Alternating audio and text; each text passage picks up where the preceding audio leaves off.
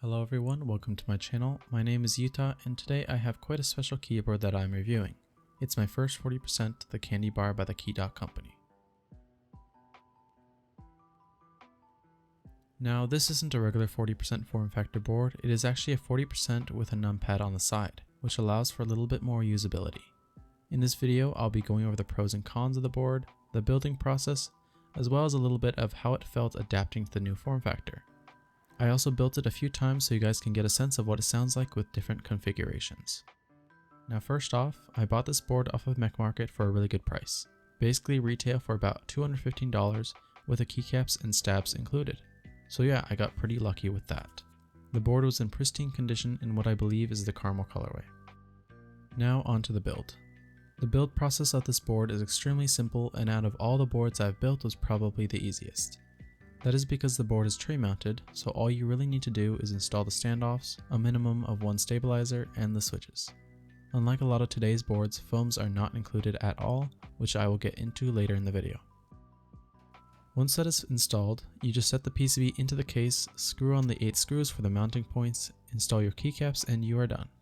So for ease of building, the Candy Bar definitely gets a 10 out of 10. The sound and comfort of typing on the other hand is a different story. Have a listen to the first sound test.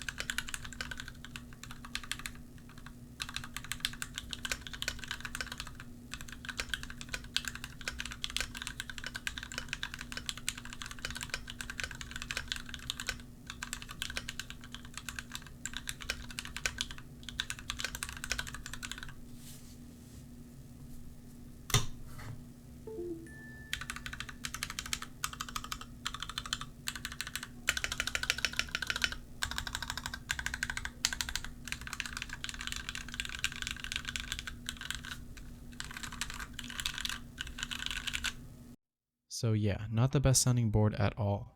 The case, since it is an aluminum plate mounted board, pinged a lot, which was the main problem. The other problem was that the board felt very stiff, which is subjective, but coming from a board like the Bear65, which is a gasket mount with a PC plate, it felt very jarring. I don't think that the lighter actuation force of the Cherry Hyperglides helped either. As for the layout, I really didn't like the setup that I first had. The split backspace, which resulted in a 1U backspace button, was really difficult to use, and I had heard that a split spacebar is really helpful on smaller form factor boards. To try to fix the sound as well as the layout a bit, I ordered some plate and case foam from Stupid Fish and rebuilt the board. I also used 2 layers of tape at the bottom of the PCB. Have a listen to the sound test.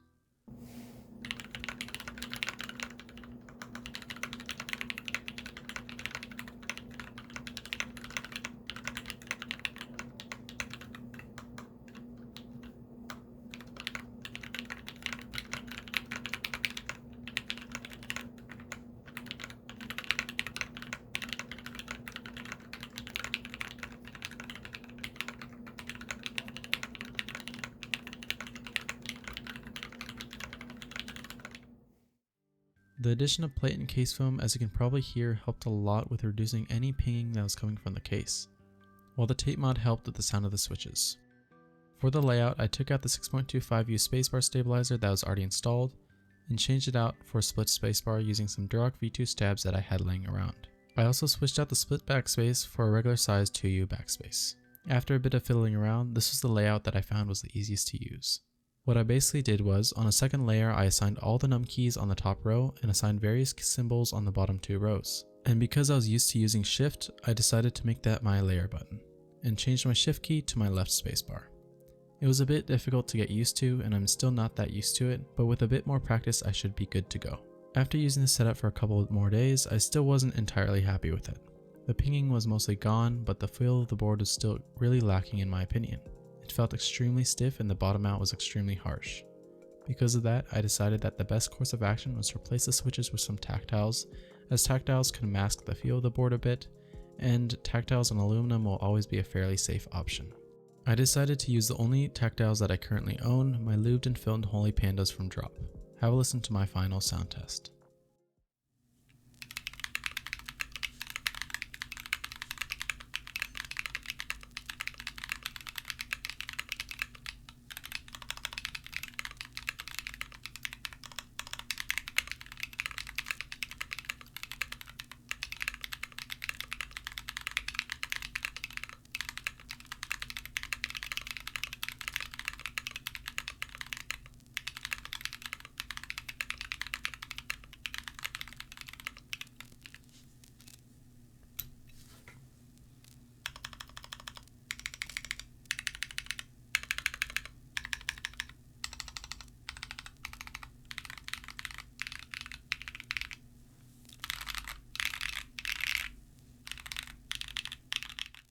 So some final thoughts on the board. I think for the price of around $200, it is an interesting option if you are looking to try the 40% form factor, especially if you're able to use the numpad often. At the same time, the sound and feel does leave a lot to be desired. The tray mount with alu creates a pretty harsh and stiff typing feel, and without foams there's a lot of case ping. It definitely is not a keyboard that can easily plug and play and have it sound good, but if you're willing to put some time into modding, I feel that it could be a fun option to learn to use. Anyways, that's pretty much it from me. If you have any questions, leave them down below. And if you liked the video, a like would be greatly appreciated. And if you are interested in some other keyboard and K-pop content coming soon, subscribe. Thanks for watching.